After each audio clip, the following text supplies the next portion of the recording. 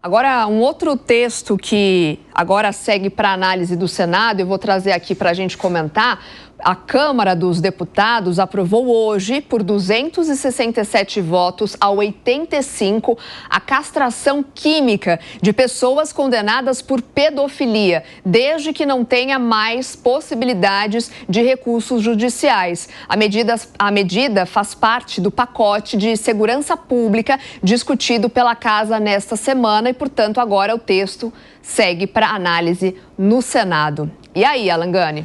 Eu acho correto, eu acho que tem que ter um endurecimento das leis. O país vive sob uma grande impunidade e é claro que pedófilo, estuprador tem que ter todo o rigor da lei. Agora, não adianta o Congresso fazer a sua parte com endurecimento penal se o Poder Judiciário não aplicar a lei. Muitas vezes o que a gente observa é que o Congresso faz leis, endurece a pena, mas aí chega lá no Poder Judiciário, há uma série de exceções, cria uma audiência de custódia, redução de pena, etc.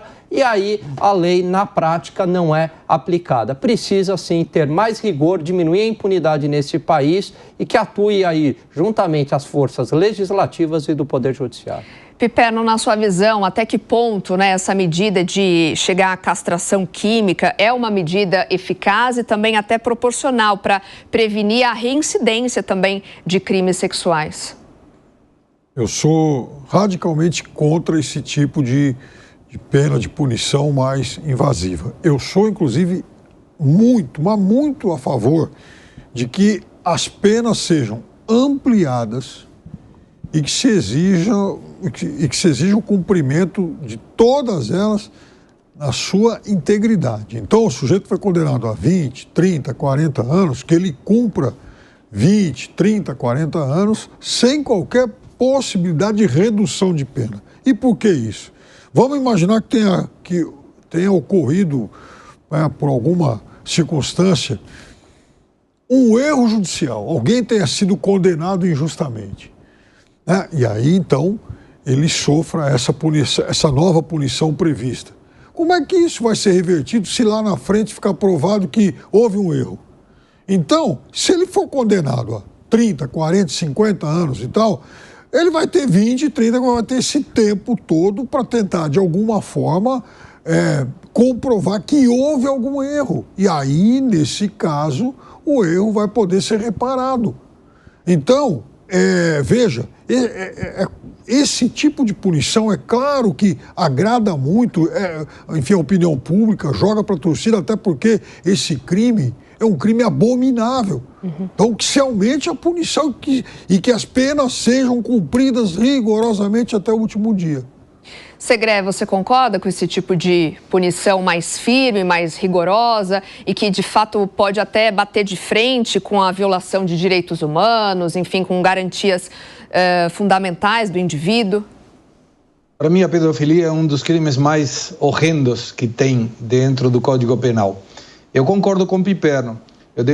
Me parece mais que isso foi um puxadinho para justificar que ninguém cumpre pena no Brasil. Seria a mesma coisa, então, que o corrupto tenha a mão decepada, sei lá, porque ele utilizou a mão para roubar dinheiro que poderia ter salvado vidas. A corrupção mata. E a gente não está nem aí. Quantos presos hoje temos por corrupção? Nenhum. Isso atrapalha a vida das pessoas, a república, a democracia, que todo mundo enche a boca falando sobre a democracia. Me parece que o cumprimento efetivo da pena seria muito melhor, não apenas para pedófilo, não, para todo mundo. Quando a gente teve a alteração, em 2019, feita pela Corte Suprema de Justiça, em que até aí, instância segunda ia para a prisão. Agora não, agora tem que ir até a última instância. Que é a última instância? A Corte Suprema. Então temos gente corrupta que manifestou que era corrupto na casa dele, rindo da gente. Vai saber se não está utilizando dinheiro. Então me parece que é uma questão para a popular, para a torcida, para ver, estamos fazendo alguma coisa. Eu acho maravilhoso do ponto de vista da pena. Tem que ter essa questão, mas me parece muito mais valioso para a população inteira que a pessoa não tenha o risco de sair. Não tenho o risco de sair, não precisa fazer castração química nenhuma, porque ele está na cadeia. E na cadeia não vai conseguir fazer pedofilia nenhuma. Zé, você vê uma possível aprovação do texto? Ele foi aprovado na Câmara e retorna ao Senado, porque houve uma modificação. O projeto original prevê uma lista de pedófilos, inclusive com fotografias, né? Alguns países já adotam esta lista.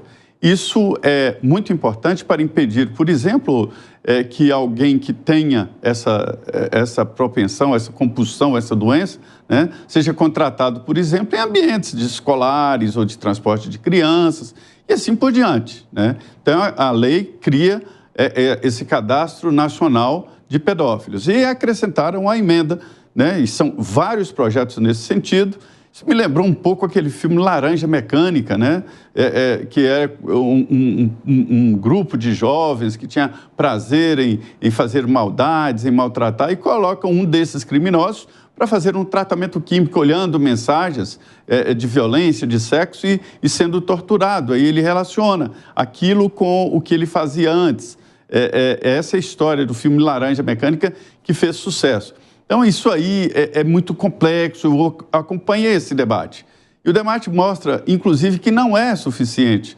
São inibidores de libido que seriam aplicados, né, segundo a lei, durante o tempo. É uma pena cumulativa, a pena, e uma emenda ao ECA, ao Estatuto do Menor e do Adolescente, né, que seria cumulativa, além da pena, essa possibilidade de redução da libido.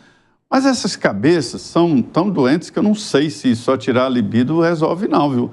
A maldade ainda não tem cura.